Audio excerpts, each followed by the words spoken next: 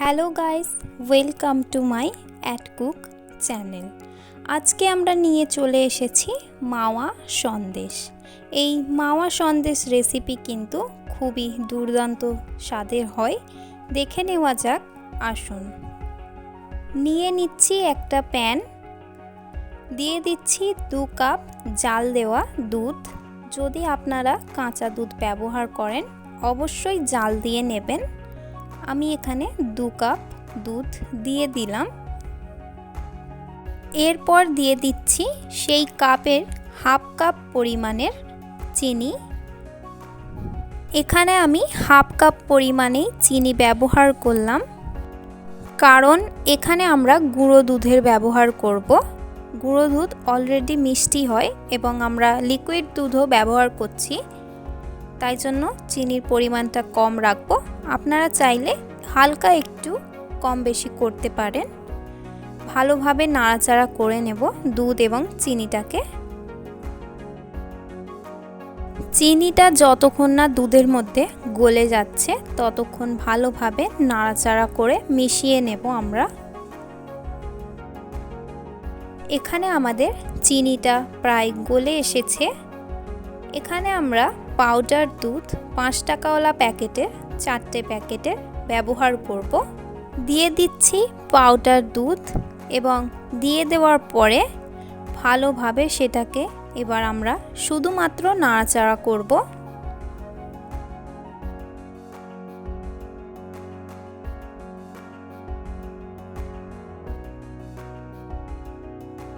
ততক্ষণ আমরা নাড়াচাড়া করব যতক্ষণ না আমাদের সেই দুধ থেকে মাওয়া বেরিয়ে পড়ে।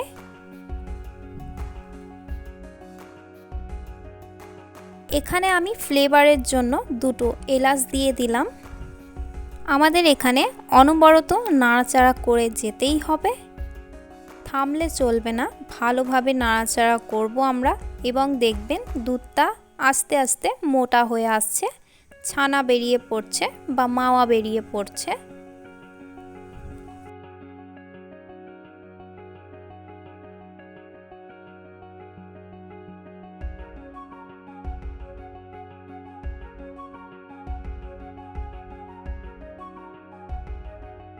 এখানে আমাদের দুধটা অনেকটা মোটা হয়ে গেছে, দেখুন ছানা হয়ে গেছে। এবং আমরা এখানে এখন দিয়ে দেব 1 চা চামচ ঘি। ঘিটা আমি প্রথমে দিলাম না, কারণ ঘিয়ের ফ্লেভারটা চলে যেত গরমে। এখন আমি ভালোভাবে ঘিয়ের সাথে ছানাটাকে মিক্স করে নেব এবং কড়া থেকে যখন ছানাটা পুরো ছেড়ে যাবে তারপর আমরা ছানাটাকে একটা পাত্রের মধ্যে তুলে নেব।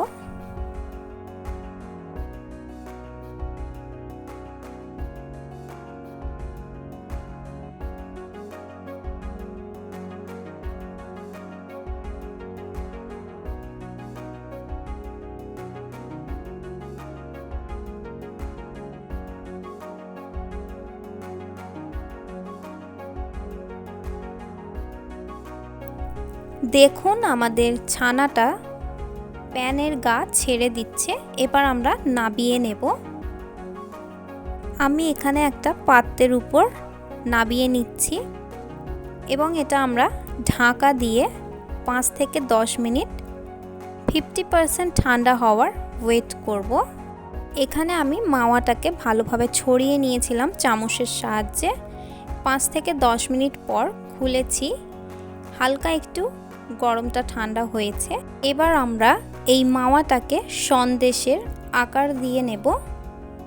খুব বেশি ঠান্ডা হলে কিন্তু মাওয়াটা শক্ত হয়ে যাবে। আমরা গরম গরমেই গোল গোল পাকিয়ে নেব এবং যেরকম মন যাবে সন্দেশের সেরকম আকার দিয়ে নেব।